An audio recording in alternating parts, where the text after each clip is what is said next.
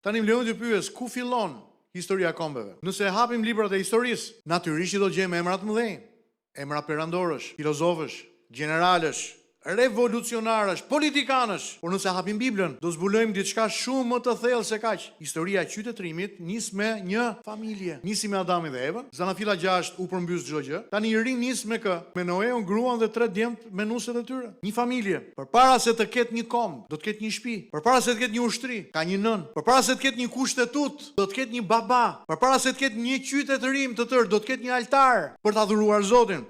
Kjo është arsyeja pse betejë më e madhe e epokës son nuk është vetëm politike, apo gjeopolitike, apo ekonomike, apo morale. Betejë më e madhe është betejë për familjen, sepse pa familjen dhe altarin brenda saj nuk kemi asnjë gjë, nuk mund kemi as historinë, nuk mund kemi as proces, nuk mund kemi as komb. Nëse shkatrohet familja, prishet karakterin. Shkatrohet brezi, prishet kombi.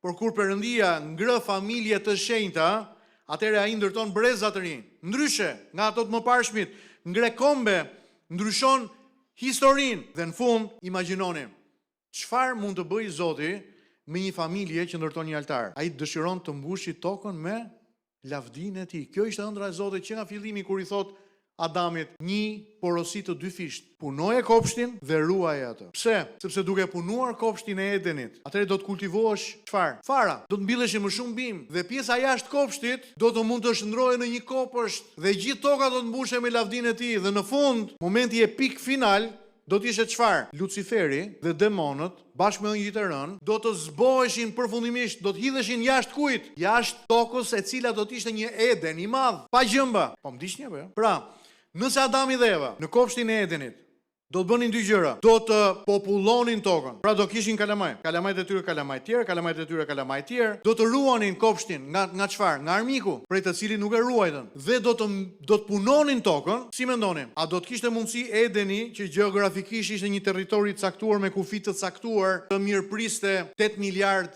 pasardhës të Adamit? Apo 80 miliard? Absolutisht jo. Atëherë pse Zoti i tha Adamit punoje?